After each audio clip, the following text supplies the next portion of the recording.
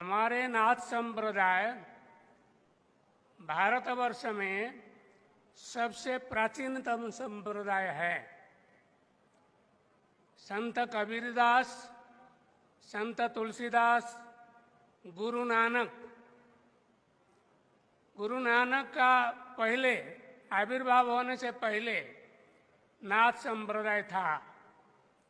शंकराचार्य, रामानुज, माधवाचार्य, बल्लभाचार्य, निम्बार्काचार्य से पहले नाथ संप्रदाय था। नाथ संप्रदाय के संस्थापक गोरखनाथ जी नहीं है। गोरखनाथ जी के गुरु मच्छिंद्रनाथ जी थे। मच्छिंद्रनाथ जी के गुरु आदिनाथ जी। तो आदिनाथ जी भगवान शिव नाथ संप्रदाय के संस्थापक हैं। तो भगवान शिव जितना पुराना है, नाथ संप्रदाय इतना ही पुराना है। दूसरा पॉइंट, नाथ संप्रदाय का जो विस्तार, इतना विस्तार हुआ, अन्य संप्रदाय का इतना विस्तार नहीं हुआ। संत तुलसीदास और कबीर, ये दोनों महापुरुषों का प्रभाव आपके उत्तर भारत में है। संत तुलसीदास, कबीर का कोई मठ मंदिर उड़ीसा, बंगाल, आसाम में नहीं है। कोई साधु संत नहीं है। उनका कोई शिष्य भगत नहीं है। दक्षिण भारत में नहीं है। ये दोनों महापुरुषों का प्रभाव, प्रचार, प्रसार उत्तर भारत में है। गुरु नानक, उनका प्रभाव पंजाब में है। किंतु गोरखनाथ और नाथ संप्रदाय, इसका प्रभाव समग्र भारतवर्ष में, आप कोई भी प्रांत में जाइए, नाथ संप्रदाय का मठ मिलेगा, साधु संत मिलेंगे, धुना मिलेगा। और आप लोग जैसे गृहस्थनाथ हैं, ऐसे गृहस्थनाथ हर प्रांत में हैं। तो ये नाथ संप्रदाय का जो विस्तार है, केवल भारतवर्ष में नहीं है, बहिर्भारत में, पाकिस्तान में रावलपिंडी, पेशावर, झेलम, सिंध प्रदेश, अफगानिस्तान, बलूचिस्तान, ये सब स्थान में नाथ संप्रदाय का बहुत बड़ा बड़ा मठ था। देश जब विभाजन हुआ 1947 में, साधु लोग पाकिस्तान छोड़ करके भारत में आ गए, वो मठ सब ध्वस्त हो गया। कुछ कुछ जगह में भी है अभी। रावलपिंडी में गोरखनाथ मंदिर है, पेशावर में गोरखनाथ मंदिर है, बलूचिस्तान में जो हिंगलाज मंदिर है, ये भी हमारे नाथ संप्रदाय का था। तो बांग्लादेश में 3-4 बार गया हूँ।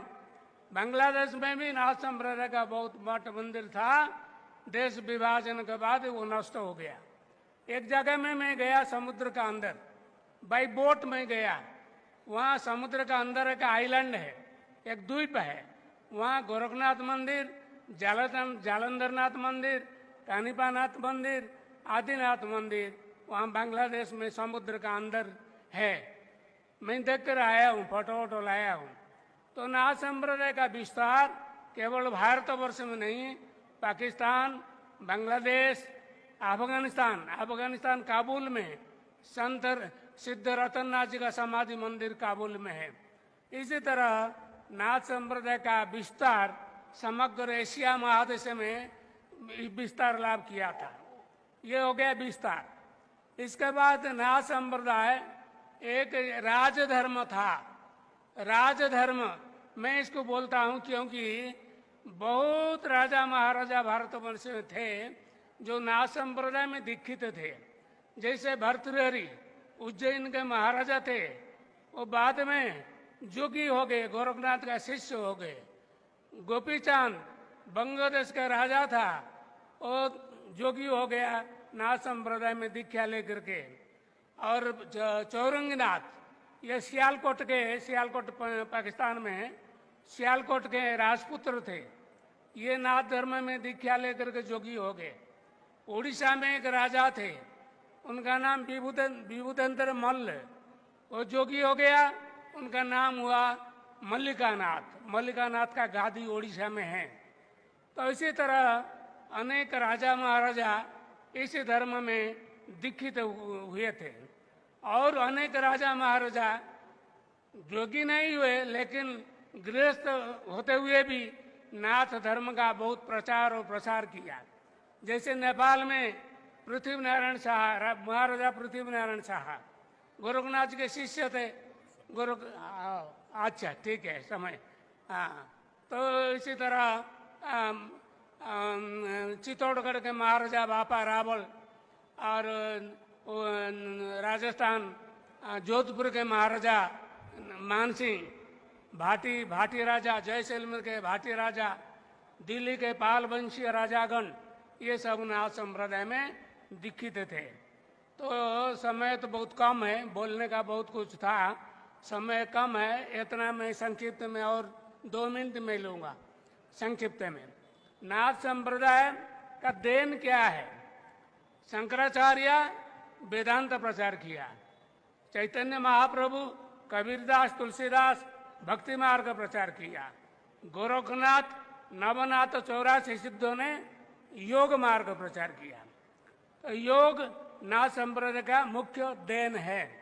योग, तंत्र, आयुर्वेद और साहित्य, ये 4 क्षेत्र में नाथ संप्रदाय का काफी अवदान है।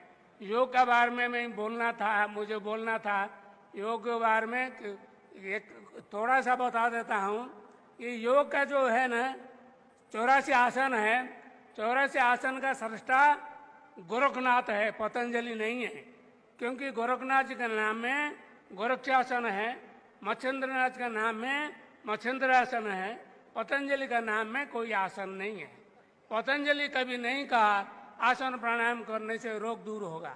गोरखनाथ जी ने कहा आसन है न रुजुहंती, रुजु मीन्स रोग बीमार आसन करने से दूर होता है। तो ये है, और बहुत कुछ है, बोलने का टाइम नहीं है। कि ये हो गया योग। तंत्र में भी नाथ संप्रदाय का देन है, आयुर्वेद में है, साहित्य में 1-2 पंक्ति गोरखवाणी बोल करके मैं समाप्त करूंगा। गोरखनाथ जी ने कहा, हसीवा खेलीवा गाईवा गीत, दृढ़ करी रखी अपना चित।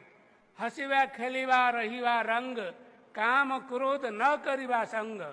हसीवा खेलीवा धरीवा ध्यान, अहर्निशि कथिवा ब्रह्म ज्ञान। हंसे खेले न करे वन मंग, ते निहचल नाथ के संग। जो हंसता है, खेलता है, लेकिन मन को शांत रखता है, जिसका मन चंचल नहीं है, स्थिर है, वही गोरखनाथ का साथ रह सकता है। जिसका मन चंचल है, अस्थिर है, वो गोरखनाथ का साथ नहीं रह सकता है। मैं इतना कह करके मैं मेरा वाणी को विराम देता हूँ।